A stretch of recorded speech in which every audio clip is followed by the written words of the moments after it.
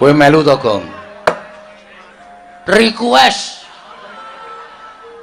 sapa? Request para sing padha kepareng arep anu mresani iki wis SMS karo aku. Pokoke perdana setelah Ramadan Bagong kudu jedul. Aku ya maaf terkenal aku mbangane kowe. Gayamu ora. Ya wis ora apa-apa. Lah kok aku ora ngerti lemu menyang. Aku ngojek e. Oh. Ngojek to. Kleru dalane liwat kono jual kreteke pedhot. Oh. Dadak ngalang liwat desa-desa aku ya ora apa-apa. Mula kowe ora weruh aku. Bagong Padhararja sapraptamu Bagong. Pangestunipun sinuwun Prabu. Sapa truk kuwi? Lho. Prabu Salya. Biasane ming nang Amarta apa nang Ngastina iki kok negara rada asing.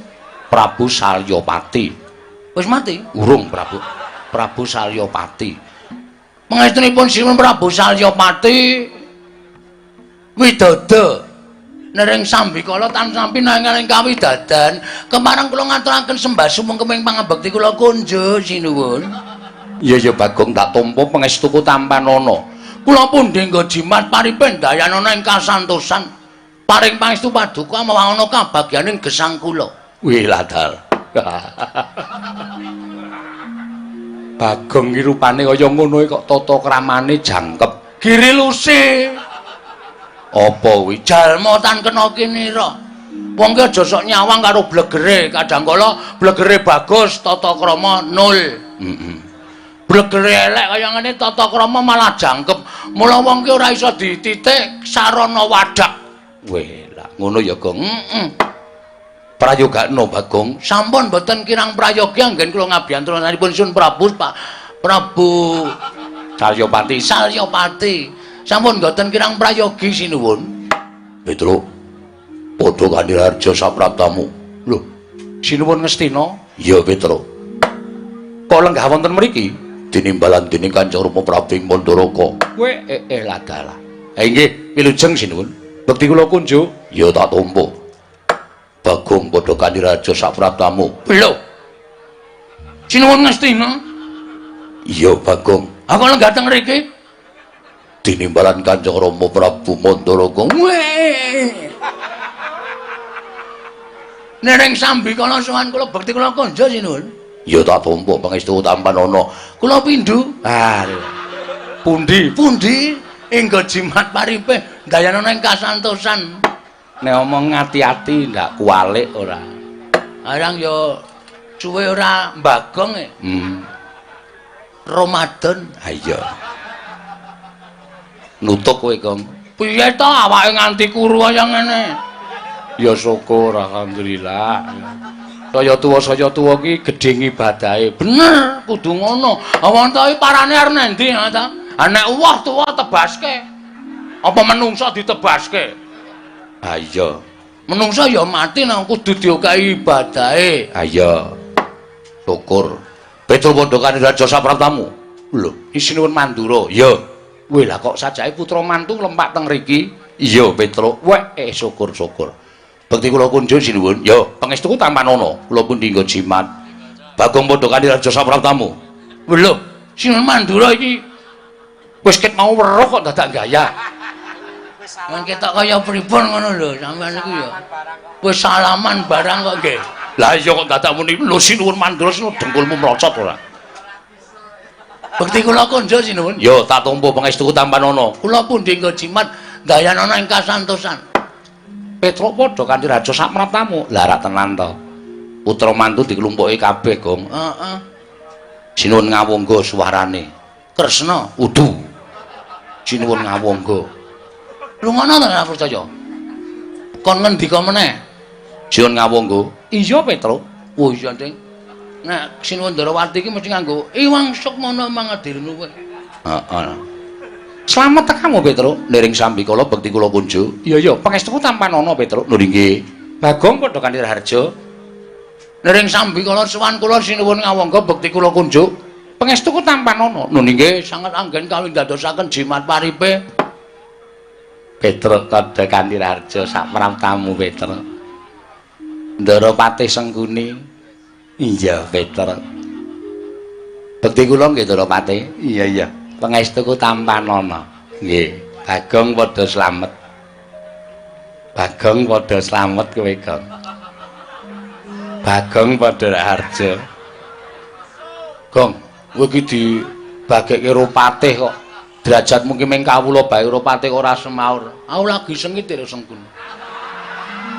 Ah ngopo? Wis ta ora perkara ngopo to ngopo ora aja takon ndak nganti kok esmosiku meledak. Aku pokoknya karo sengkuni lagi sengit aku. Oh iya. Lah witekno ngopo kok sengit karo aku? Apa aku salah karo kowe? Apa aku luput karo kowe? Pikiran dhewe. Aja takon aku. Aku mbagekke karo kowe iki isih ning wulan sing apik. Yen ana luputku njaluk ngapura. Padha-padha. Nek njuk dite. Oh, sengit kok gelem njaluk dhuwit. Aku ki mbok, Truk. Karo sing tak sengiti barang tegel njaluk aku. Ayo kuwi jenenge ngalup, ngawur jenenge. Heeh. Sing penting pendapatan. Petruk kantong bolong wonten dawuh sinuwun. Gawe kaget pratamu ning negara Pandharaka. Niki ana wigati apa Petruk? Apa diutus dening anak-anakku Pandhawa? Apa pancen saka karepmu dhewe lho apa diutus dening bapakmu Semar? Lah niki ngeten. Kula sawetawis tak matur sanipun Sunan Prabu Salyapati sampun ngantos mangke klenta-klentu. Iya. Sowan kula menika mboten saking pikajengan kula piyambak menika mboten. Dipun utus Bapak Semar mboten. Dinutus para Pandhawa mboten. Mugi kawuningan sowan kula menika dipun utus dening ragiling Pandhawa inggih menika Raden Sedewa. Lho. Anakku Sedewa ngutus marang Petruk nggih. Wong kula ya ora kanyono-nyono. Wonten nawala tiba wonten ing Karang Tumaritis. Sareng kula buka nawala menika tapastanipun Ndara Sedewa. Surasanipun Petruk katimbalan sowan wonten kasatriyan ngendi mau Gong? Modar kowe. Nang Bumira Tawu. Ah, Bumira Tawu. Supados sowan dhateng kasatriyan Bumira Tawu. Sareng kula sowan kula menika dipun dawuhi dening Ndara Sedewa, Petruk kowe tak kongkon. Gandenge aku krungu kabar yen to Kanjeng Prabu Salya ing Mandaraka nimbali kabeh para putra mantu. Mula kowe sowana mrana nanjihna apa to sababe putra mantu katimbalan kabeh kok aku ora katimbalan. Monggo aku ki dadi wong lula, Truk. Wit biyen tekan saiki Kanjeng Ibu nglairake aku karo Kakang Mas Nekula seda kunduran bareng karo binanjuting Kanjeng Rama Prabu Pandhu Dewayana munggah ning Kasedan Jati. Seka bayi tekan seprene iki aku ora entuk pengayomaning sapa-sapa sing tak anggap wong tuwa ki ning Kanjeng Prabu Mandaraka. Ha mula kowe sawana mrana nanjihna kok Prabu Mandura, kok Prabu Duryudana, kok Prabu Karna ditimbali sowan, kok Nekula karo Sedewa ora ditimbali sowan, kuwi sebabe apa? Apa pancen Sedewa kuwi ora pinutrakake dening Nalindra ing Mandaraka? Apa pancen Nalindra Mandaraka wa Prabu Salya kuwi ora nganggep anak karo Sedewa? Ngaten niku. Kula niku ngrungu ngendikane Ndara Sedewa kaya ngoten niku, wah teng ati larane ra jamak-jamak. Ha kula kelingan Ndara Sedewa, Ndara Nekula niku dilairake kalih Dewi Madrim Procot ngerti Padanggawa ibune seda kunduran. Soale ora diparkiri terus. Piye to maksudmu piye to? Ana kunduran apa ya mbokne? Ora ana wong tak plathok sirahe. Seda kunduran ki nglairke terus seda kuwi seda kunduran truk ngunduri ndasmu kuwi apa piye? Ora emosi. Ana ya ora ngerti kok. Aku ki nek ora ngerti ki ya digenake senengane dindas-daske kok. Ya ora usah nesu kok. Mulai aku, ha mulya. Wong aku ya ora ngejak kowe kok. Ya wis nang kene wae. Tak kuat-kuatke nang kene. Seda kunduran, ngoten. Kula niku ngrantes ati kula. Mila tanpa taliwara, tanpa pikir panjang.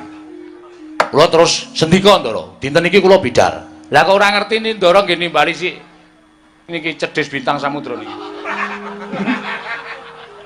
Didhawuhi supaya ngetutke Petruk. Ayo wis piye?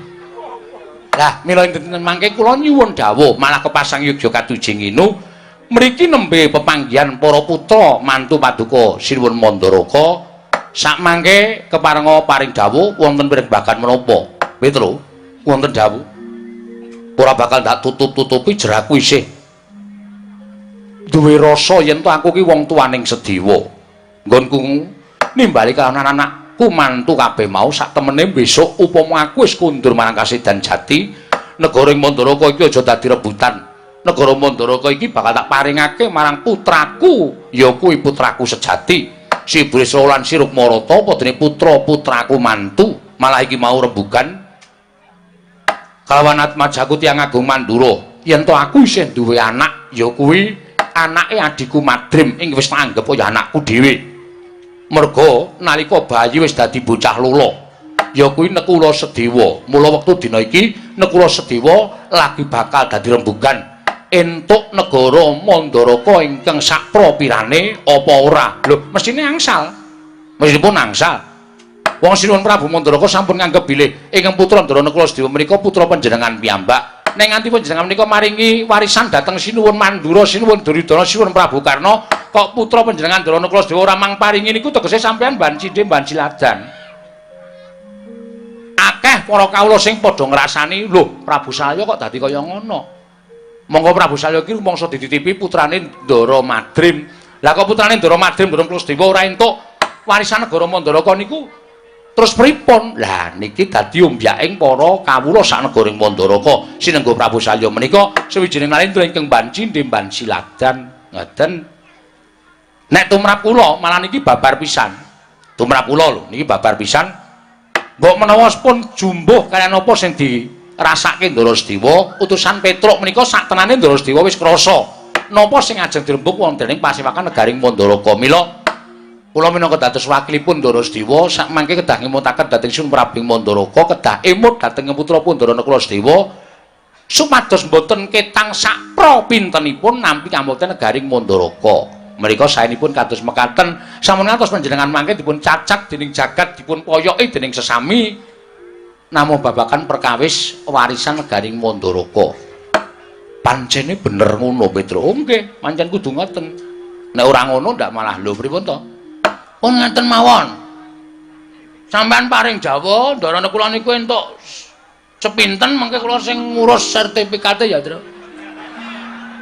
Iki arep ngopo digonggu kok rumah sawu kok nyambut gawe kok senenge ra jamak-jamak to. Kowe ya golek turan sithik-sithik. Senengane kok golek turan ora. Nek miturut kula menika napa sing diaturke Petruk menika pancen kepara nyata. Sampun ngantos Sinuwun Prabu Mandaraka menika dipun rasani dening kawula sak negari Mandaraka. Sebab tumrap kula Nalendra menika kedah adil ing samukawisipun nglenggahi tembung sama beda dana denda. Ora iki. Seneng aku nek wong mletik iki. Sama beda dana denda iki tegese apa? Sama beda dana lan denda. Inggih menika mboten kenging ban cindemban ciladan. Najan wong liyan kebrayan. Najan menika wong liyan kebrayan ning Labuh tumraping negara kedah dipun pidana sawrat-awratipun. Kuwalik kok, ha? Kuwalik. Wong liya Labuh negara dinehi apa jenenge bebungah. Ha? Wong liya Labuh negara dipun paringi bebungah ingkang sakmurat kena labuhanipun ewadene nadyan sanak kadang mitra kawruh kulawarga piyambak nek luput tumraping negara kudu dipidana kalian menapa ing sampun dados kalepatanipun. Menika tumindak ingkang adil semanten ugi anggenipun panjenengan badhe hambagi warisan tumraping negari Mandaraka. Anak-anak mantu entuk kabeh kok. Nuwun sewu putrane Ndara Madrim mboten pikantuk menika mangke sampeyan badhe dipun raosi masjid-masjid ngumumaken. Nek Prabu Salya ora adil. Nuwun kawigatosanipun. Prabu Salya mboten adil. Prabu Salya mboten adil. Iya. Nanging iki mau ana ingkang ora nayogyani Petruk. Sinten? Lho, sinten? Anakku mantu ing Ngastina. Sajake ora lila yen to anakku Nekula Sedewa entuk saperangan kamukten negara ing Mandaraka Petruk. Oh, ayo mesti ya, Gong. Ha mesti. Ha iki apa sing aja-ajake menungso mburiku iki apa? Iki cangkeme eleke ra jamak-jamak lho, Tru. Wis tuwa ora golek dalan padang iki. Wis tuwa ora golek dalan padang iki. Tenan iki. Iblis iki, Tru. Lah kowe iki jane iki ngapa ta? Aku ki patih kok tok iblis-iblis ki. Kowe meneng kok sengkuni ora sampe melu-melu. Wek-wek modar kowe. Bagong gedhinge kepati-pati tenan bangun nek arep. Asli aku.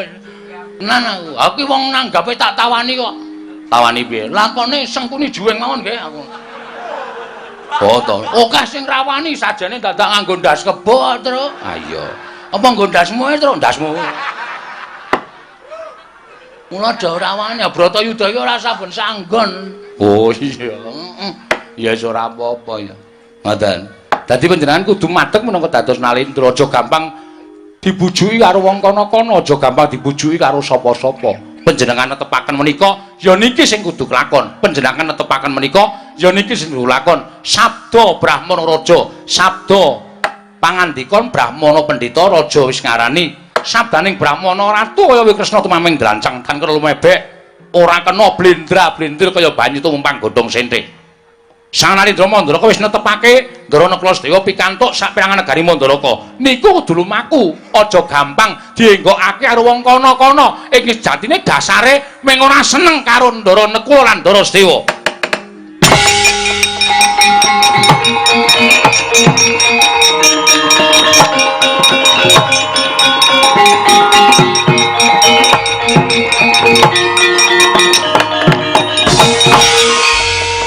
Jagat Dewa Bathara jagat pangestunggur menungso ora tatanan Petruk kantung bolong ora nyawang lan ora ngilu karo githokmu kowe iki drajating kawula kowe drajating Panakawan nyerwetek gunemamu ya betes sewu nebo pategalan ndrawili kaya grojogan aturmu marang Kanjeng Rama padha karo kowe ngilani karo dadaning Ratu Ngastina.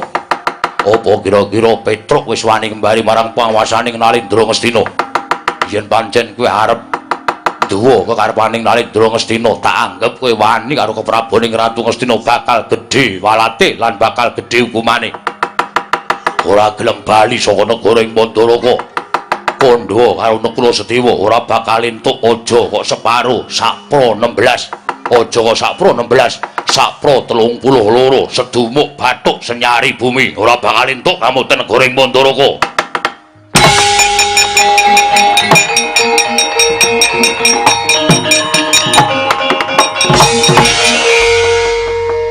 Ana masalah apa, Tru? Ana. Wiwit mau ki ra rungokke apa? Genah wis gayeng kaya ngene kok ana masalah. Aku makler. Kowe anggere madang terus makler cilakane nang kono kuwi. Ora kowe adu arep karo Sinuwun Ngastina. Heeh. Ana muni piye? Petruk kantong bolong nek kowe wani nduwa karepaning Ratu Ngastina padha karo kowe wani ngelani dadaning Ratu Ngastina, kowe luput tumraping keprabon Ngastina. Bakal gedhe hukume. Ora gelem bali saka negara ing Mandaraka. Matura karo Ndaramu Nekula Sedewa, aja kok separo, sakpro 4, sakpro 8, sakpro 16, sakpro 32 ora bakal entuk negara Mandaraka. Sedumuk bathuk senyari bumi ora bakal entuk negara Mandaraka. Kuwi cangkeme sapa kowe? Ratu Ngastina. Prabu Duryudana? Heeh. Oh ya wis.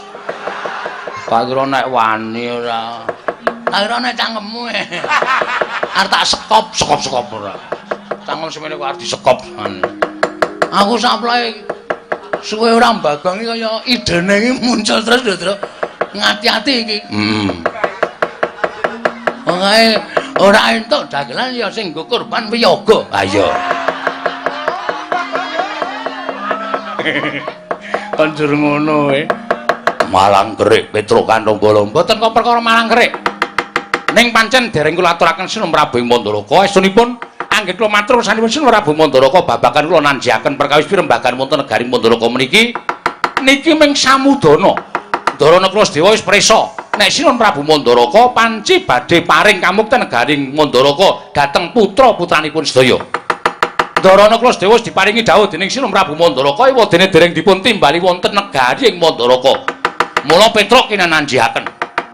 Dawuhing Sinun Ndara Naklasdewa nalika semanten cetha kula tampi Petruk Sawana. Aku nyuwun supaya aja nganti dilalekke dening Kanjeng Prabu ing Mandaraka. Ora ketamung sethithik, ora ketamung sedupuk bathus nyari bumi, Naklasdewa njaluk kemuten negara Mandaraka jumpuk ngendikane duk nalika semono.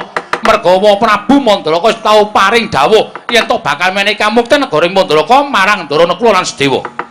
Nek sampeyan nuwun sewu putra mantu kok duwe terus ngereh karo sing bakalan ndumarisan iku cara pundi kula tak takon. Nek sampeyan iku putra mantu kok ngereh karo sing arep andun warisan iku cara pundi kula tak takon. Nek sampeyan iku putra tenan niku duwe hak. Ning gandeng sampeyan niku mung putra mantu, sampeyan nek ora ngepek Ndara Banawati ora bakal dadi putraning Sinuwun Prabu Mandaraka. Ngoten. Dadi napa sak dawuh perintahing Sinuwun Prabu Mandaraka niku panjenengan kudu mastuti dawuhipun Sinuwun Prabu Mandaraka. Merga niku wong tuwa sampeyan.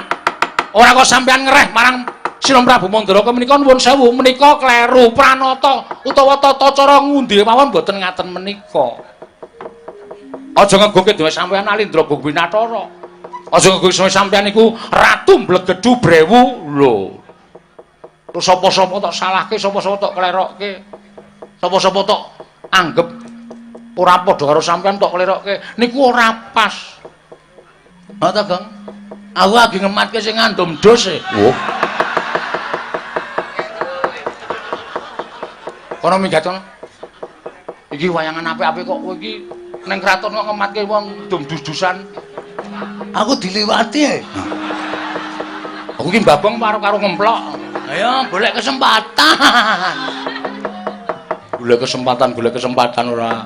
Niku cara pundi kula tak takon. Nek kaya ngoten niku Petruk ora trima, nek kaya ngoten niku jenengan sampeyan niku terus ngendak dhateng jiwaning Petruk. Rasah kuman cangkem. Kowe manut karo Duryudana apa ora? Nek kula manut, slamet uripmu. Yen kula mboten manut, Duryudana sowan ning Mandaraka nggawa Kurawa segelar sepapan. Yen ora manut karo Duryudana, apa kelakon batange Petruk direncak dening para sata Kurawa. Weh, adalah sampean kok nantang karo Petruk perang karo Kurawa niku mboten wing sepisan iki. Petruk perang karo Kurawa niku wis bola-bali. Enten pundi papan wong neter kadedayan. Nek ora entuk keterangan Sun Prabu Mandaraka, taunono windanana. Ndara Naklasdewa le dawuh kali kula aja bali nek ora entuk keterangan ing Sun Prabu Mandaraka Petruk.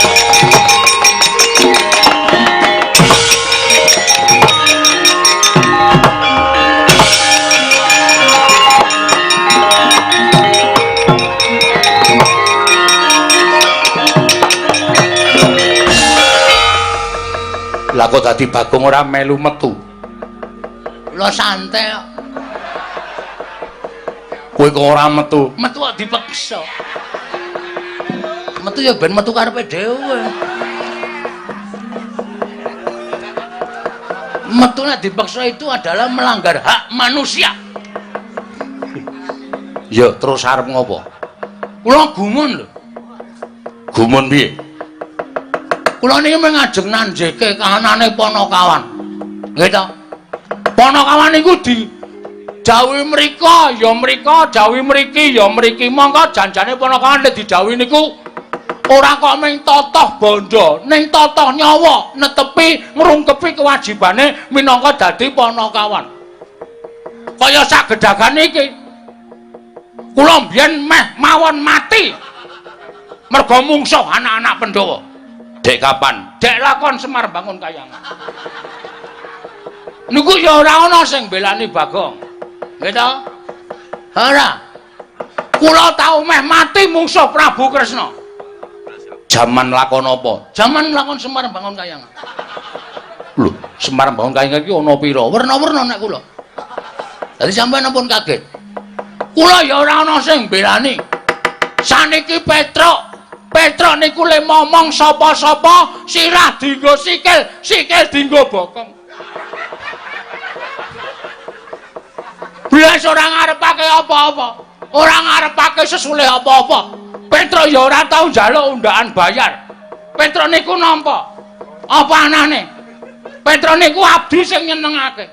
Ora do njaluk undangan bayar. Ming cangkeme gedumel. Niku biasa nek Petro niku. Mboten sah dirungokke ra masalah.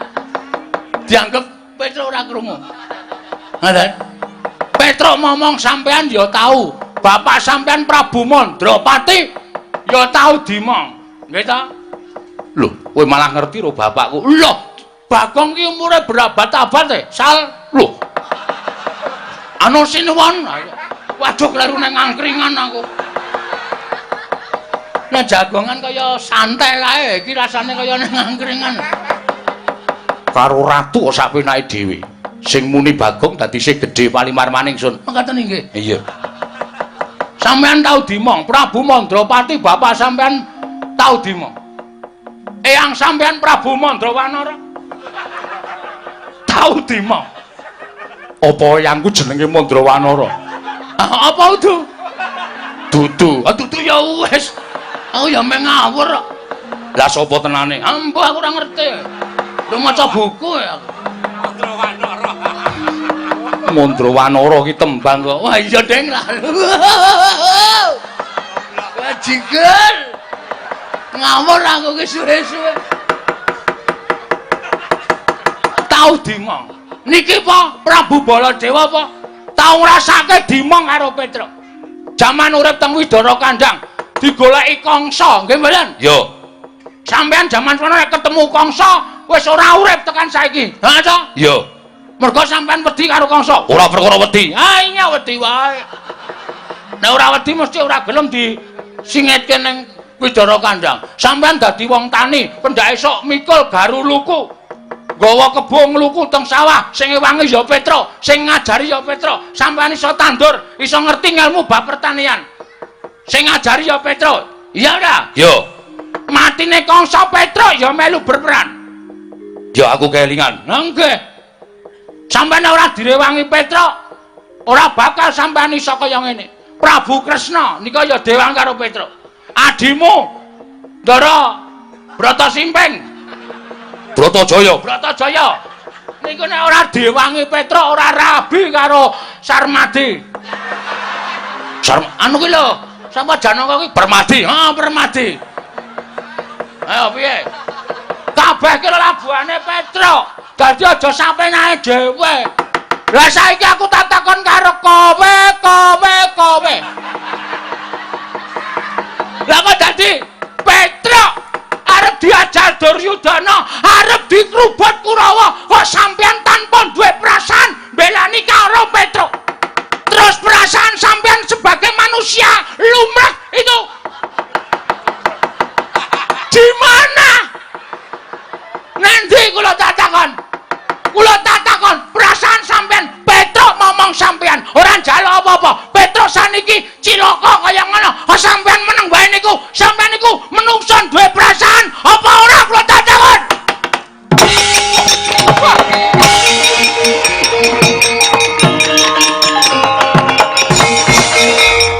Bila Bagong kok malah gawe geger ben. Wah kisruh kabeh iki. Engko arep ngobong Prabu Karna. Prabu Karna wis mlayu metu kari sengkune dupaki cang. Ya aku nek ora lunga sik ngrekas. Men. Ngoten niku, kudune wong niku duwe perasaan nggih ta. Wong iki nek ora gelem dijiwit aja sok jiwit.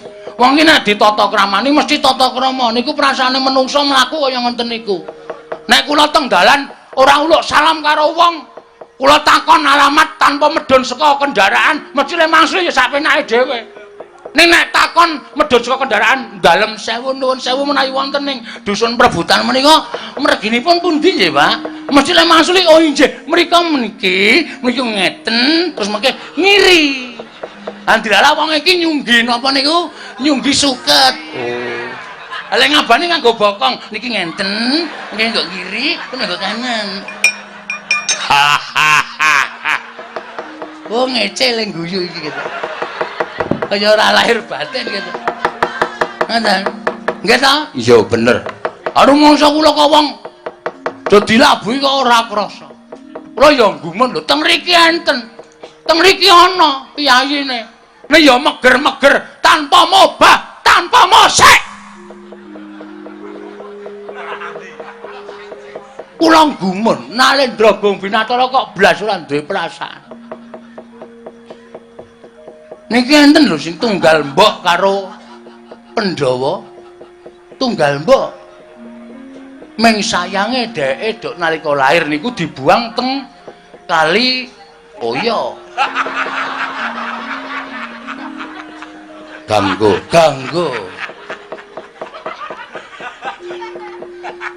Terus kali ditemu Adipati Adirata lan Patih Adirai. Mbah Nada diupakara dijenengi Suryatmaja. Niku jane padha karo Pandhawa. Tenan niku kula mboten goroh. Ning teng mriki kok blas ora duwe perasaan tresna karo Petruk. Monggo Petruk blas durung tau ngomong karo puyayine.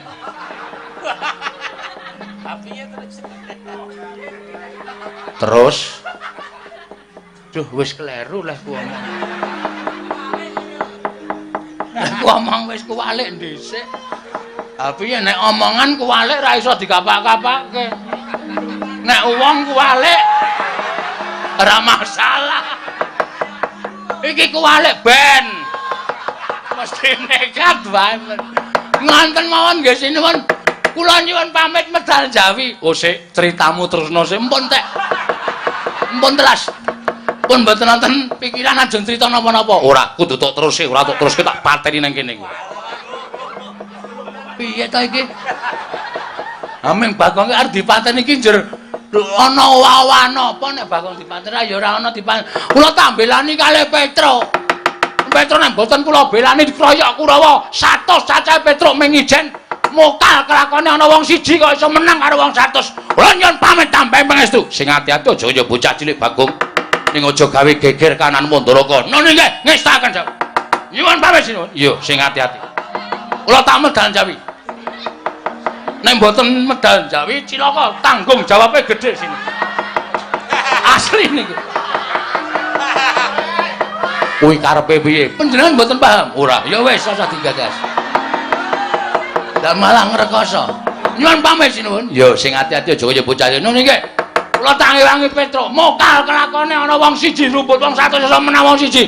Petruk mesti mati, nek Petruk mati kula kelangan. Iya, metu njaba. Ngono nggih. Nyuwun pamit sinuwun. Sing ati-ati aja kaya bocah cilik. Niki nek kula mboten ninggal medal Jawi. Niki mboten ajeng kelakone. Rama Prabu, piye Karna? Kagungan harta sedasa. Nek 10 aku ora duwe, nek eketan ana. Nah, niku sing kula karep. Wong edan nyonya. Tampan ono wis gek minggat ngono. Gawe geger ora ning Ngastina, ora ning Amarta, ora ning Mandaraka kok sing jeneng Bagong kok mesti kok senengane ora. Iki sih dadi keke ora. Ning areng ngulungke kok dubeng-ubengke. Nyo. Masa aku ki ndek anak bojo kok badan mengesak 20. Kuwi wae kelas tak sedekahke pas salat Id. Anakku do nyengah, bojoku nyengah mbok men. Sing penting fitrah. Zakat tak pentingke. Mergo zakat itu mengeringankan sakaratul maut. Ngono ya nggih. Niki sekedhik wejangan. Iya, iya. Dadi panjenengan dadi Nalendra niku aja cetil. Sok menehi wong sing ora duwe. Sok menehi wong sing kurang apa-apane. Diparingke bondo donya sampean. Bondo donya sampean, duit sampean mang simpen ora dadi emas. Nek mang bagek-bagekke dadi pahala. Iya, Bagong. Nggih. Niku meringankan sakaratul maut. Iya. Dong mboten tegese. Tegese piye? Nek wong ora seneng zakat, ora seneng meneh-meneh, iso nek arep mati ki nyawane didudut ki rasane. Ning ana sing piyayi didudut nyawane kalau malaikat ki mesem. Les. Oh ngono nggih. Niku tegese meringankan sakar. Didongke. Nyo, iki ana 400. Sukses. Ning kuwi tenan to, mbok menawa. Nek ngendikaning para kiai pancen ngoten niku nek asline ya apa ora ya mbok wong kula durung tau nglakoni mati kok. Wila dalam diwedeni ngono kok kena 400. Sampeyan percaya mboten ora? Meringan os ben enteng ya ben ora ya ben. Matiku sesuk ning pabaratan. Matiku sesuk kena pusaka kuwi sing tak anggap mati ingkang sejati. Wah ya wis. Ora mungsuh malaikat. Lho, perkara kuwi gumantung marang panguwasaning Gusti sing jeneng wong mati iki mesti nyawane dipethuk dening malaikat. Ning patiku tak jaluk sesuk aku mati dadi satru sejati, mati ning pabaratan. Oh iya, apik kowe. Ya wis. Sing jeneng wong gegeki karo kewajibane iki ngono kuwi. Ning wong zakat. Wong menehi kuwi pahalane iso dilipatkan sampai 1000 kali. Niku tenan, uripe dadi enteng. Percaya mboten? Nek ngomongane Bagong aku ora percaya. Nek omongane para ulah agama, omongane para kiai aku percaya. Gandeng sing ngomong Bagong ya nuwun sewu ora tak anggap ngono wae. Oh ya wis, aku ya ora percaya. Karo omong aku dhewe wis ngesake nggih kula tak medhah. Kaenggo rak bali meneh. Rekku tiba. Arep nyumet rokok kok gagah-gagah kok ora ana rek. Karna wonten maring adahu. Perkara iki kriwikan dadi grojokan geguyon dadi tangisan. Namung Padukara Rama Prabing Mandara iki saged kedugi lan sak mangke saged menggak dateng geger wonten Madanir Garing Mandara kok ya piye kok. Kaya ngene iki rak kriwikan dadi grojokan geguyon dadi tangisan. Wis kowe ora usah kuwatir. Nek ora saka aku inisiatifku kowe modar kroyok Kurawa terus. Ora kok kowe iso muni inisiatif iki janjane kowe duwe ego apa, duwe pertikel apa. Kowe mungkur mau? Heeh. Aku obong-obong. Obong-obong sapa? Lho, obong-obong iki tegese aku gawe perkara. Perkarane aku ngetokke labuhane Panakawan jaman semono. Aku terus muni-muni Petro ki momong sapa-sapa ora tau duwe pamrih apa-apa. Panakawan ki momong sapa wae ora duwe pamrih apa-apa. Nek upama do kelingan lho, Ratu Mandura Prabu Baladewa wae tau entuk sarta tau ngrasake dimong karo Petro. Aku dadi tanpa ana rasa timbal balik. Petro diajar Kurawa, arep dikroyok Kurawa, kok Ratu Mandura sing saiki wis dadi Nalendra mbiyen tau dimong Petro kok meneng wae. Terus Prabu Baladewa klepat metu saka pasewakan. Metu ki mulih apa rene? Ambo. Lho, lah kowe iki ngomongke iki gedhekke atiku apa? Janjane piye to? Aku ya sebenarnya rong weruh. Ha ketoke piye? Ketoke arep mbelani kowe, ketoke lho. Nia kejaba saka kiyu kuwi. Kejaba saka kuwi truk apike kowe tata-tata wae. Kira-kira kowe nek dikeroyok Kurawa, kira-kira kowe wani ora? Wani. Nek kowe wani maju se, ora ketang pisan pindho nganggo perang. Mosok wayang kok ora nganggo perang? Oh iya ya. Engko nek kowe kalah ketemper yudane, kowe kalah mungsuh Kurawa, kowe omong aku tak wadulane Prabu Baladewa. Arep obong atine, tak obong atine. Men ngewangi kowe. Engko nek kowe diwangi Prabu Baladewa wis nesu karo para Kurawa, Kurawa gajuli kabeh, kowe menang, kowe gleleng. Oh iya, oke. Ha. Nek ngono aku tak maju sik. Nek aku kalah karo Kurawa, kowe nglaporke Prabu Baladewa. Siap. Nek kowe ora minggat lho. Ora. Kowe gawe ada-ada ngene iki sok minggat sik. Engko aku wis diajar Kurawa, kowe ra ana. Ora ya nembeng iki aku yakin ana. Oh iya. Tenan ya. Tak maju Kurawa wis dampyak. Sinuwun Prabu Duryudana wis ngetapke sanggaring para sata Kurawa. Apa dikira Petruk wedi karo Kurawa? Tenang, Gong. Tandangane sinambi kowe nyawanga kridane kakangmu iki ndak tok sepelekke. Aku nek wis gelem nesu nek ming Kurawa aja kok maju ijen. Kurawa 100 ngebyuki. Nek nganti aku kalah aja ngaku yen aku kakangmu. Jajal, Tru. Iya. Aku arep pengen weruh kowe perang. Ora tau weruh aku perang, po? Ora. Sing perang mesti aku. Oh, lambemu ora. Sing perang aku terus kok tak sawange saka kene kaya ngapa? Kakakku nek perang kaya ngapa? Engko nek aku kalah kowe sing ngobong-obong Prabu Baladewa lho. Siap, ora usah kuwatir. Aku sing ngobongi Prabu Baladewa. Enteni kene ya, Gong. Engko nek ana kura sing tekan kene kira-kira arep wangi Prabu Duryudana, rawi-rawi rantas, malang diputung. Heeh. Oh, halo kita Kartomarma, lho Satama, Gong. Wis salang tunjang goleki aku. Ora sarana didanti kene wae. Ya.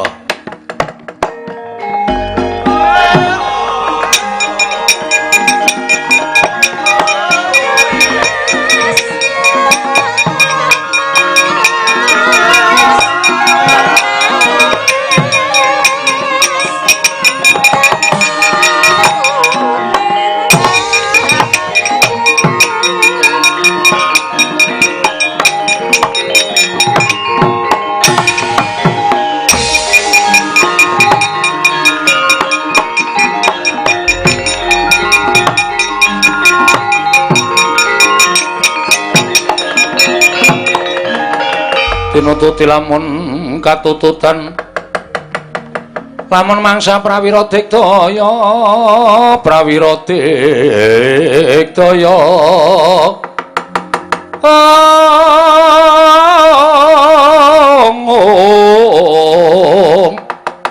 runanggono magawe gelari rawang-wang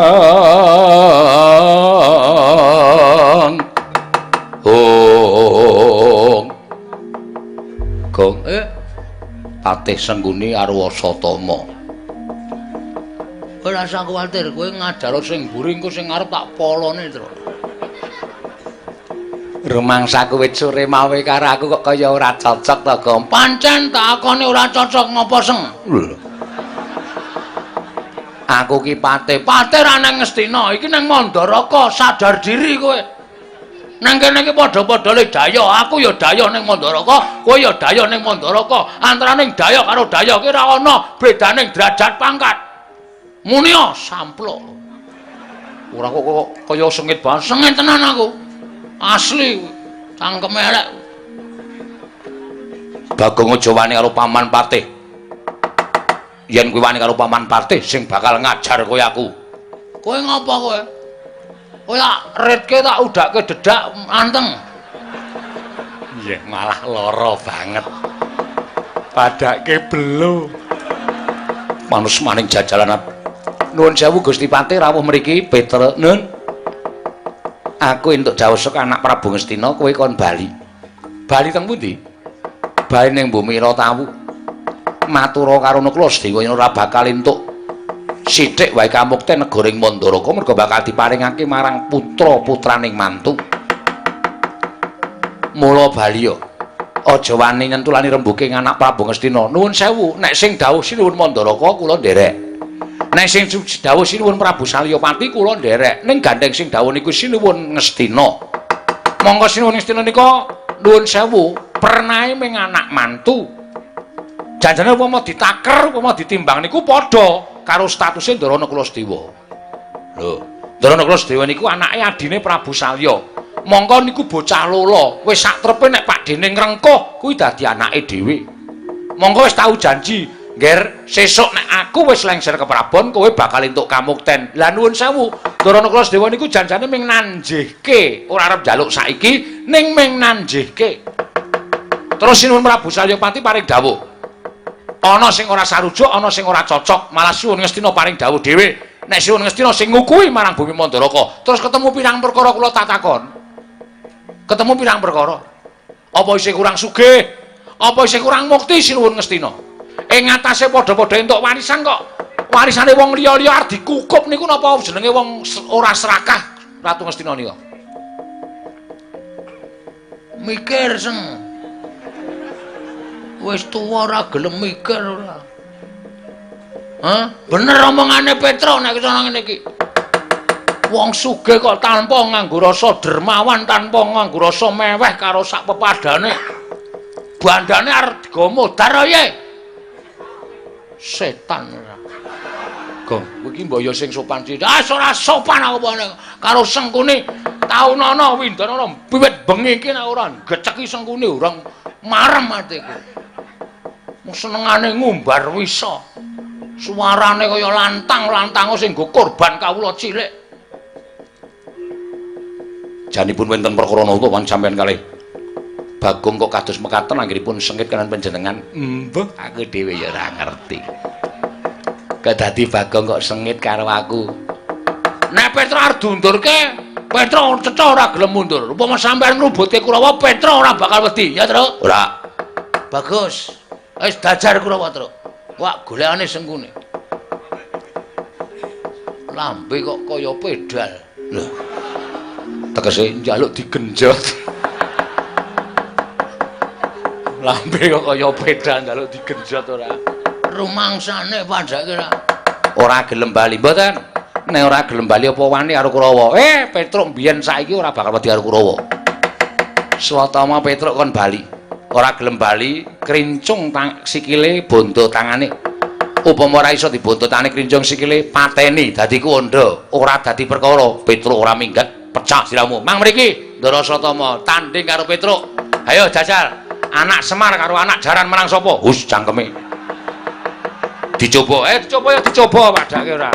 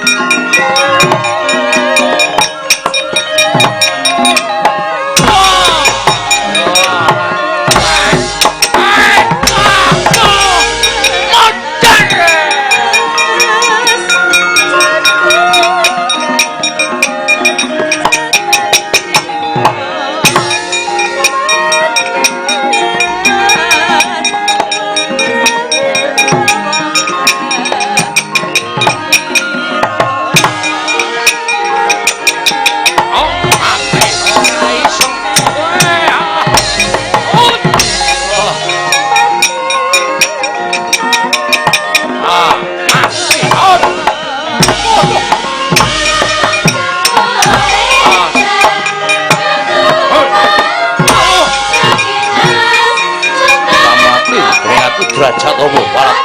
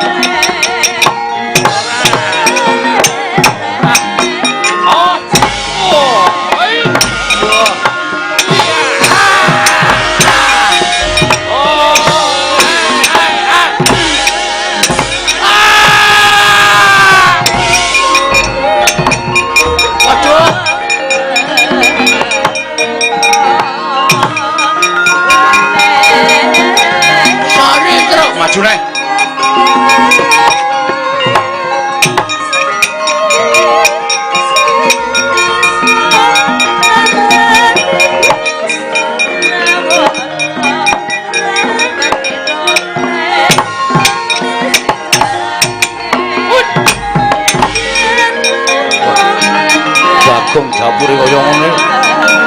Ayo.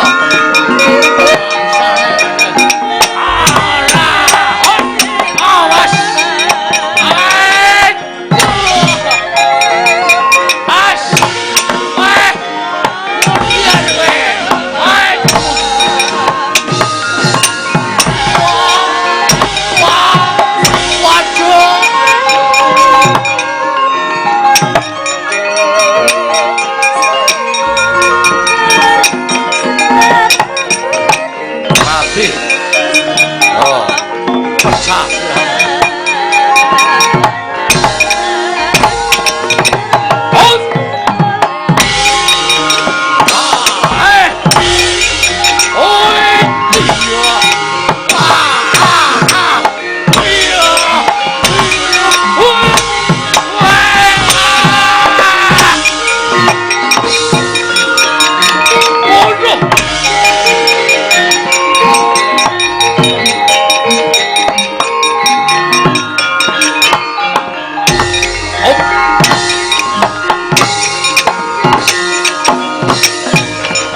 pecah kowe gadhamu apa terus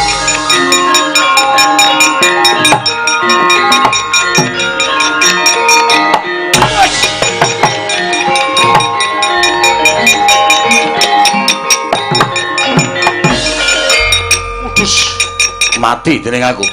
Ayo, njaluk sambat sapa tiban tumbakku sirna margolek. Weh. Iya. Ora keneng. Wah. Kartomarma urung perang kok nibake tombak pirang-pirang. Pecah sirahmu. Ayo mangentekke iki. Iso ngenengi awake Petruk. Oh, bumi langit tangkep ora. Wut. Iya. Oh, iya.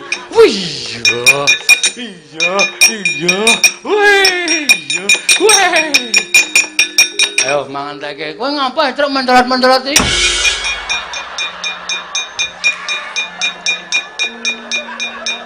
Minggah to. Tumbake pirang-pirang. Ngomongi Satria. Men ditakoni ora gelem ngomong. Seneng nek cengelku krowak. Lara tumbak. Ya diampun kon jeneng wong tuwa kena tumbak wis biasa. Mikir le. Nek nganti kowe ora ngajak, udus. Wah, iya, waton aku prayitna lumaraping tumbak iso tak endhani ora bakal neng aku. Ora bakal keneng. Saya cepet tumbake. Kena mudar tenan. Arep ngopo? Arep kaya kowe. Engko nek keneng aku ora tanggung jawab. Ora. Oh iya. Udus. Banter banget rong siap kene. Untung prayitna aku. Hati-hati kok ngono. Oh, kae mulai ngeculke kae. Oh, kae ngecul. Wah, mabur itu. Udu kae, udu. Kae bakul manuk. Siap. Siap, Gong. Mendak, Gong. Wah. Mumbul le. Cepet saiki mumbul le. Kecepeten. Aku nggugu cangkeme sapa? Ora kowe muni to, cepet bareng cepet kok. Aku kecepeten. Dipaske lho, dikira-kira nek tumbake tekan kuwi pas mumbul. Oh ya. Udus. Hoi.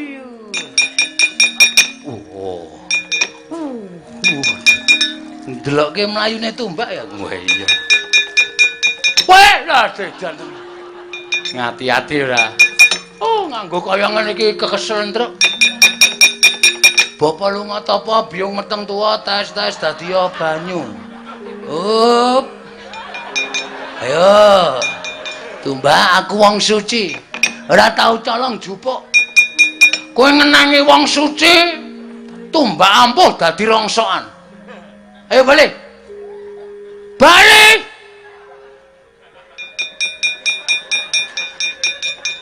Piye? Waduh. Gasa. Saka sapa, Gong? Lho, saka Ndara Janaka. Oh, kok aku ora dikeki ya. Aku wis sok tok nggo umuk. Aku kan wong ora tau umuk. Piye mau? Bapa lunga tapa biyung meteng tuwa tes dadi banyu. Oh. Ndur kene. Ada praktekke? Bapa lunga biyung meteng. Kok ora mandi, Gong? Kowe mau muni piye? Bapa lunga tapa biyung meteng anu bapa lunga biyung meteng. Awang bojone meteng kok sing lanang kelayapan. Kudune iki bapa lunga tapa biyung meteng tuwa, tes dadi banyu. Oh. Terus manahe di stop ngono ora manut karo kowe kuwi iso mandhekke omongan. Oh iya. Bapa lunga tapa biyung meteng tuwa. Tes dadi lenga. Banyu apa lenga? Banyu. Senengane arep nyilekake wong ora. Bapa lunga tapa biyung meteng tuwa tes dadi banyu. Mandek sareh. Aku wong suci. Ora tau colong jupuk. Ming pisan. Gong, bapak lu ngoto apa biyen metu? Gong moto e, Gong. Ora ngapusi tak ajar lho kowe. Aku ora tau colong jupuk ngono. Aku ora tau colong jupuk. Nek kowe ngenengi aku, dadi tumbak rongsokan. Mergo aku wong suci. Ayo bali.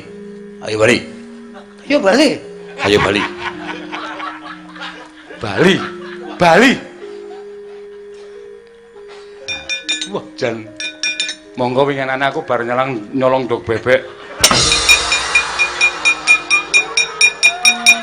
Modar. Mati ya kowe. Rumangsane. Aku kok le endi tumbake endi arep tak gone endi? Kene tumbak. Kok kaya ora apal terusane lho. Terusane iki Petruk numbak rono, ngono kok malah tumbake arep digawa. Rumangsaku kok saya tuwa saya lalen iki. Bales ki, Truk, ya. Op.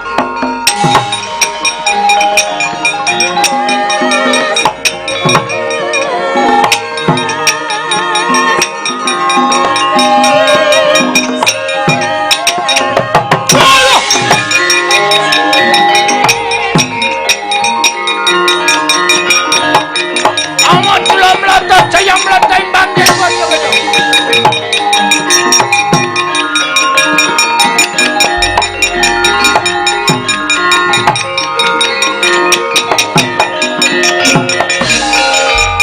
Betul. Loro Durmagati, betul. Kowe ngocacik pala kula wae Betul. Ayo mung cuwe dudu copo-copo ning Durmagati. Tangan tengen kubulan, tangan kiwa lumah sakit. Kok glelenge. Jalius. Iya lah cemblono. Pilih tak kubul apa pilih tak opname. Nek dikubur tangan tengen, nek diopname tangan kiwa. Pilih calah jatuh. Tangan tengen tau mecah ndas wong. Tangan kiwa tau nyeplingke mata wong. Bajigol kok ngeli kowe. Nek mingsek mati diantem wae ora krasa apa-apa, nek pecah sirahe, cepling matane serem endi. Celem kowe. Berarti aku len nantang ki kalah kulang celem. Ning nang kene ditemtokke kowe apa aku sing kudu tekaning pati. Manut. Sampeyan yo kena, Petruk yo ikhlas. Ulang gondeli kalau uripmu, tak gondelono nggo butuh apa? Petruk niku wis tuwa. Wong tuwa niku ming kari antri. Lho. Sing digoleki ming dalaning pati sing Padang. Liwat Linglut mesti Padang. Wong kok cangkeme kaya ngono. Ora ndupak tak ajal lho kowe. Ayo, kowe apa aku sing temani? Tiban tanganku jeblok siramu, panggau tak ayoni.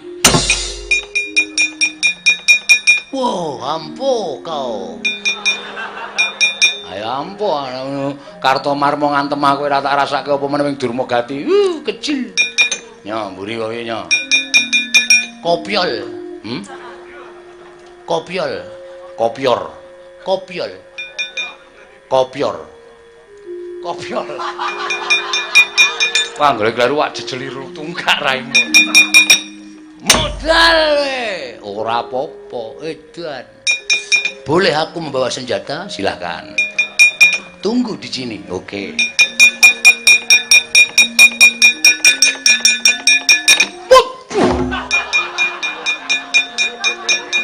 Iki ngopo? Ameng bendho kok polahe kaya apa wae nya. Nek nganti iso mecahke sirahe Petruk pecahan. Wo, cikal dadi lolo. Lolo. Nyo. Mutal. Mburi, pecah silahmu. Gondodo cemplok metu jeloanmu. Nek arep ngetokke jeroan ki rasa dadak tok baca. Lho, lha piye? Lho, wedan. Diplotokke. Maksudku jeloanku ki usus. Ora kok celana dalam ki udu. Gladi silahmu. Nyoti bakno. Lucu Petruk ya men. Mati. Ora bakal aku malah. Wedan ampun. Petruk, ngopo? Aku balasen Petruk. Aku ijen ditonton piyai plebutan semene oke. Perebutan, plebutan. Aku nang nganti latok balas ijen bilang bebalang yakin sumpah bola bokit. Ijen tenan aku. Ayo, aku nang nganti tok balas glecak megulu karo kowe selawe taun. Kasang aku gamelan, kasang aku gamelan. Santai wae ndak do kecel. Waduh. Piye? Ayo sambato. Waduh. Nek candak rambuté ngene iki set terus tak banting nang lemah. Tak candak, tak junke, unggahke ngeket. Dupak nggon dodo. Terus ditungkak cangkeme.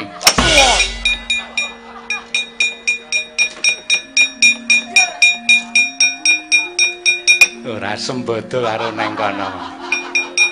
Karo Petruk candak umbulke set dupak diadane diek tungkak cangkeme brus nggledak. Alah dur. Ora sembodo karo le macak mungsuh Petruk kowe kok kalah. Nek cara aku wirang bebarang bajigol Petruk kowe ngino. Halo. Oh, lek dengkulmu kuwi. Tak kira Petruk kowe. Petruk ora omongane ra wis beda to. Wah, top man Petruk top. Kula antil cilahe gak apa-apa. Kula njukuk bendho kula plathok gak apa-apa. Terus kula njukuk glaji kula glaji gak apa-apa. Kula diantem pisan gledak man. Kalah. Petruk ki ming ponokawan kowe kadang nata. Ditonton piyai semene akeh. Nek cara aku kok izin. Kula kok biasa. Ora izin. Lah, izin dienggo melem ilang. Ya wis, ora maju meneh. Lah, mundul wae. Mbane lemuk. Sampeyan ming dawuh-dawuh. Kulawa maju. Kulawa gempul. Kulawa dadekke bumi angus. Kulawa dadekke banjir dalah. Ngono apa cangkem wong tuwa kaya ngono. Sak penake dhewe nek omong. Mbok yo mikil, wis tuwa iki wis kali golek dalan padang kok lambene sak penake dhewe ora. Wis rasa omongan to dapurmu. Sapa sing durung maju? Watak. Citraksi. Iki man. Arep maju apa? Selapa. Lho. Wis ora ana sing maju. Ngomong suwe. Ngomong suwe. Petruk kantong bolong. Wadalah. Apa? Wadalah. Oh. Apa Petruk kantong bolong ora minggat karo aku ketemu Raden Citraksi ora kelakon titi. Tinjung akhirat tojo tundang Raden Citraksi lekane atiku.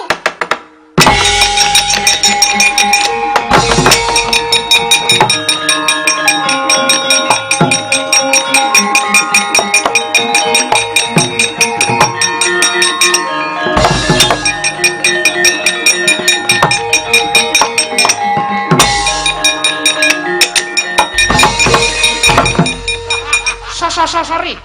Reme blong. Awa mung suwe nang kene kok brabat banter banget. PPO. Petruk kok PPO. Petruk kok kowe aja genggeng gleleng. Kowe iki dumesa ngundurke Asatama karo Karto Kuat. Karto Marmo. Durma gati mundur mungsuh kowe. Neng. Iki jago Gestina Raden Harya Cing Goleng. Citraksi. Kelakon remuk nyawamu kowe. Wani musawu. Sing tak wedeni apamu. Kelakon siramu dadi loro. Ayo, koyo apa aku tekan pati. Wah, kelakon mati dening aku. Ayo.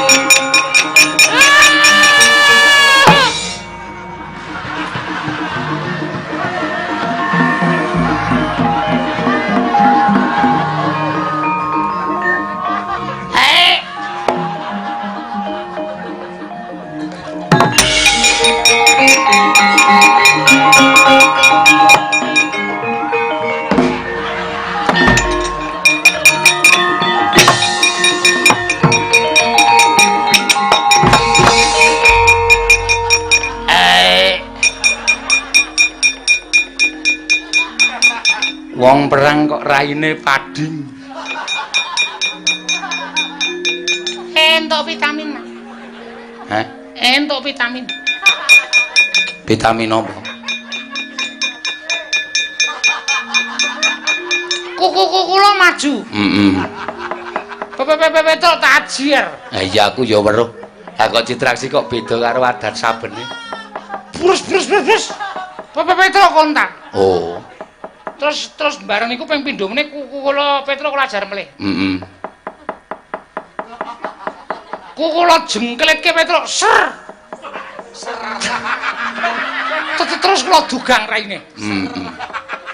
Terus Lah bar niku Bagong niku ketok.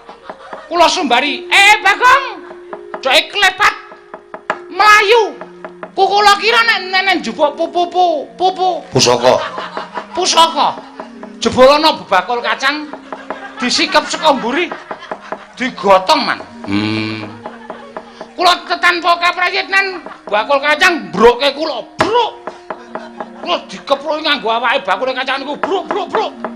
Ning rada rapati lara wong wis tuwa ning lemu. Ha iya. Bareng niku kula dideke.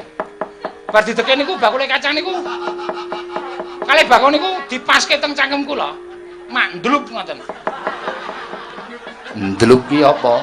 Kuku kula meremok. Oh. Ora tega ndelok kula. Kuku kula rasake niku rasane kecut-kecut pripun ngoten. Heeh. Bareng kula melek, wow. Wah, edan man. Ora mentolo. Lele ora mentolo niku umure wis 70-an. Oh.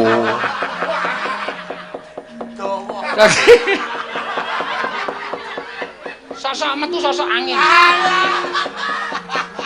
Ta. Nggih. Ning sampean ampun sedhe, Man. Lah ngopo? Nika wau bakule kacang sumbar ngeten iki. Sumbar piye? Ayo amuk Susuramrata. Ayo nek pancen kowe wong digdaya ama patis muni kan ngentekke sijine, ngoten iki.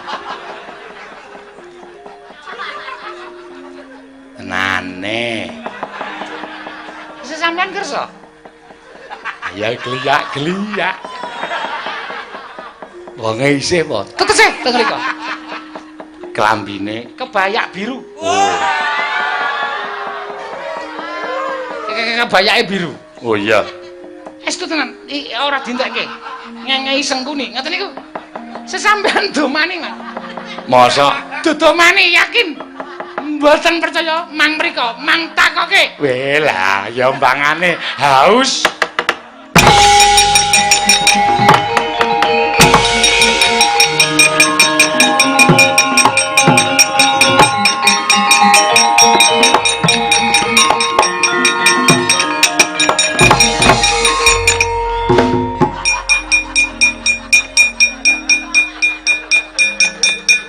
Sowul Ateh Sengkuni. Situ siapa?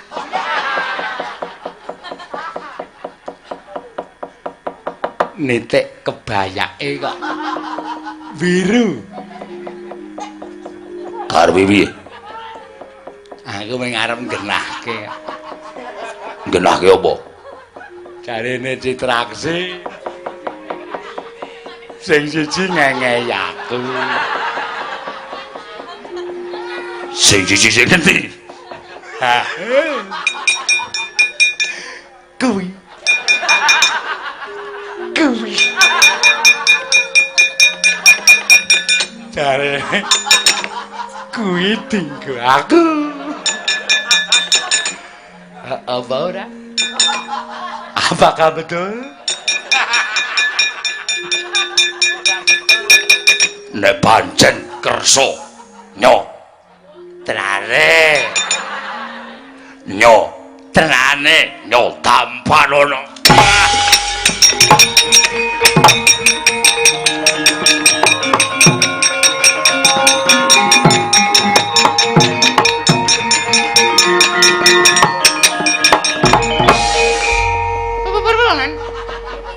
Sip ta? Sip cengelmu. Ketok iki wonge kaya arep ngeneh-nehke kae lho. Bareng ngono kok nyoh tampanono bres. Raiku didupak. Haha dengkulmu melocot. Ngapusi ta kowe? Ora nggo aku to.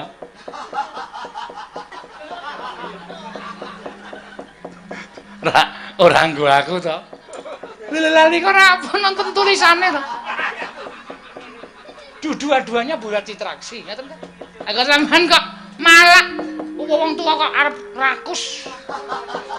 Ya mbok menawa wong kira ya mbok menawa tumbuk bejane.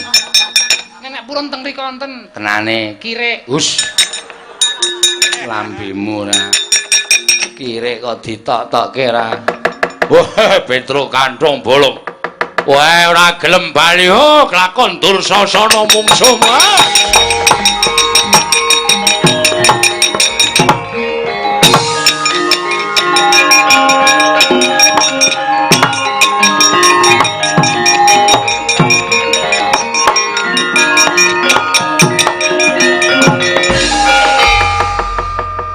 Janjimu piye?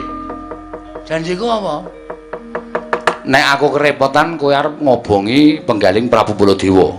Sing maju Dursasana go. Wonge gagah pideksa. Aku wani nek nganti kalah piye? Janjimu kudu rampungi dina iki, kowe kudu iso netepi karo janjimu. Ngobong Baladewa? Ya. Minggir yo, njaluk wektu sedhela obonge atine Prabu Baladewa ben wong Ngastina mungsuh Baladewa terus.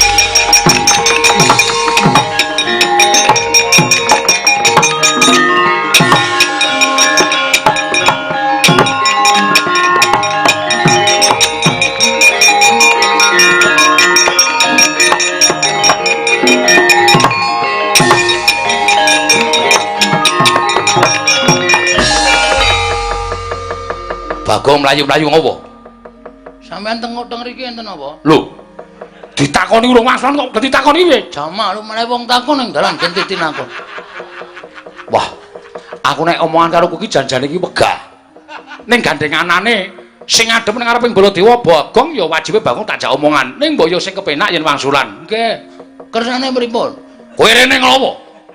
Sampeyan wau mlayu saking kedaton negari Mandaraka. Kersane pripun? Kula kinten nek sampeyan niku ajeng mbelani Petruk. Lah kok jebul malah tengok-tengok teng mriki to? Mergo aku ora kuat nampa omonganmu. Aja nganti aku isin ngarepe Rama Prabu Mandaraka mula aku trima lunga. Walah, Baladewa. Ame ngisine kok dadak lunga iki lho. Sir kula pancen tak akoni, kula niku njojoh penggalih panjenengan men ngewangi karo Petruk. Lah kok tinemune saniki malah ganteng mriki. Lah terus kowe mlayu-mlayu ngopo? Petruk dikeroyok Kurawa. Petruk dikaya Kurawa piye? Petruk wau lak tantang-tantangan karo Prabu Duryudana. Iya. Bareng kula metu ketemu Petruk. Petruk wis dadi kuwanda. Lho. Petruk mati. Pengestune ngoten. Lah kowe mlayu ki arep ndi? Ajeng teng masjid. Ngopo? Ngumumke nek Petruk wis mati. Le nyarekke kapan ngono men masyarakat padha presa. Alah, Truk. Kowe kaya kewanen mungsuh Prabu Duryudana ta, Truk? Prabu Duryudana kuwi duwe Kurawa, lha kok dadi kowe nekat nganti sirahmu dadi papat. Lho. Kurawa mentala nyigar sirahe Petruk. Alah, asli kula Ragana. Tangane Petruk ilang mbuh teng pundi? Sikile ketekok-tekok kaya dioklek-oklek karo Kurawa. Iblis lanat. Kurawa ora duwe saka manungsan. Petruk yaktine Baladewa ora mikir obrak-abrik Kurawa gane nganti kumpul.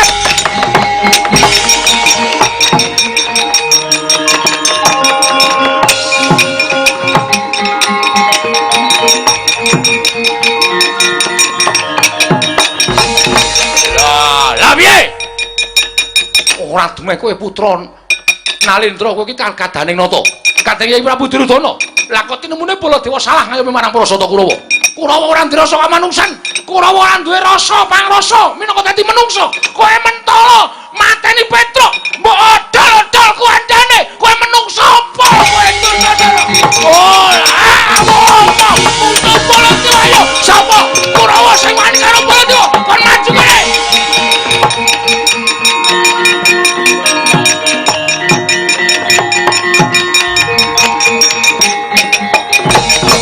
Kula mboten terimaken.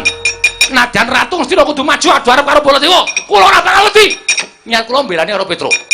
Nek pancen sampeyan ora seneng karo Petruk, arep royok Petruk ning aja didadekke kuwanda, aja dipateni.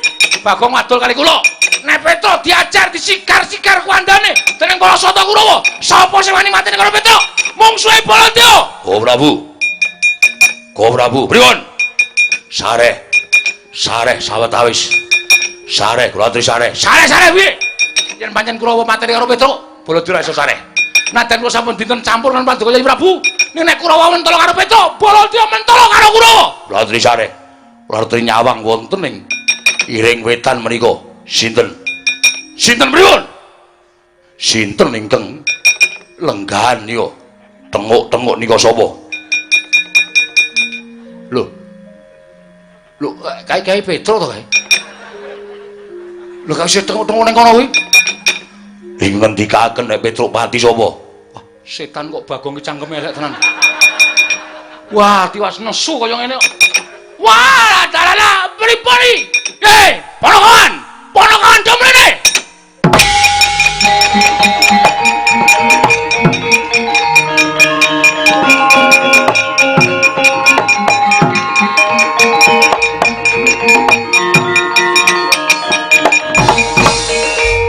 Petruk, nun.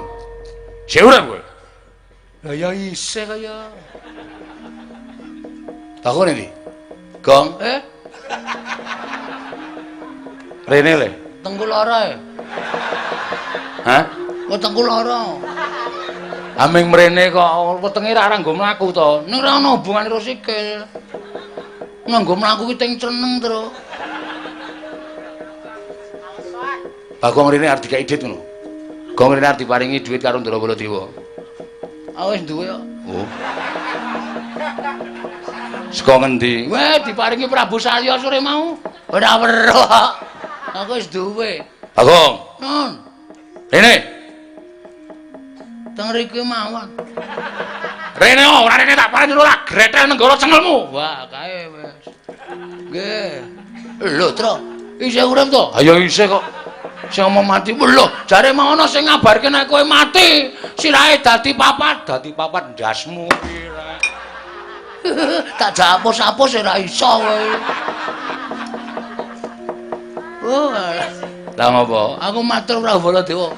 Petruk pejah diremuk Kurawa. Kula sumanggaaken Bahwa iblis lanan Petro mati tau belani Kurawa aja deh. Nganti terus lak dupaki raine. Ben kapok. Terus niku pun mangkapake. Urung tak kapake. Aduh. Kudune wis diajar. Aku wis ngerti nek kowe ngapusi karo aku. Mbok kowe nek karo ratu ki aja sok kaya ngono to, Gong. Lho, aku ki pancen kewajibanku urip ning alam donya kudu ngapusi marang sak pepadane urip. Ku cara ngerti ora. Omongan kok kaya ngono ora. Itu, Nun. Adreng kowe dikongkon karo Prastiwa. Nggih. Kowe ora gelem bali, mboten? Sak gedhakan iki bakal bali. Lire Rama Prabu Mandaraka bakal paring bebungah. Ora ketang sithik kamukten negara Mandaraka. Ning aku njaluk ana syarate. Syarate napa? Syarate kudu disekseni karo Paman Prabu Pandhu lan Prabu Madrim. Wis kuwi wae.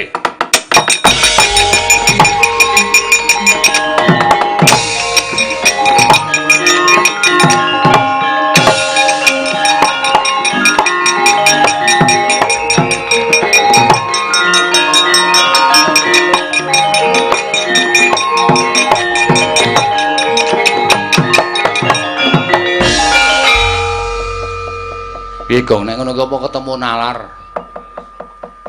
Lah wong Ndara Klasewa bakal entuk warisan negara Mandaraka kok seksine kudu ana Prabu Pandhu karo Dewi Madrim. Monggo Prabu Pandhu ki wis ora ana, Dewi Madrim ya wis seda. Lah apa kon duduk ning jaratan ya, Tru? Aning nek Prabu Duryudana ki pancen dengan cara 1000 cara digunakake supaya iso gawe cilakane wong liya. Wis sipate Duryudana ngono kuwi. Tambahan sengkuni ya wis cocok ya, Tru. Ya mulai ya. Ya. Matur Ndara Klasdewa apa anane kowe sebagai utusan aku ya dikongkon gandeng wis nglakoni minangka dadi duta. Kowe karo aku kondur utawa bali ning kasatriyan matur apa anane. Mengko men dirembuk karo Ndara Pandhawa. Ya. Saiki Gong, ya. Ndak selak kewengan wis setengah loro. Ya, yo. Yo.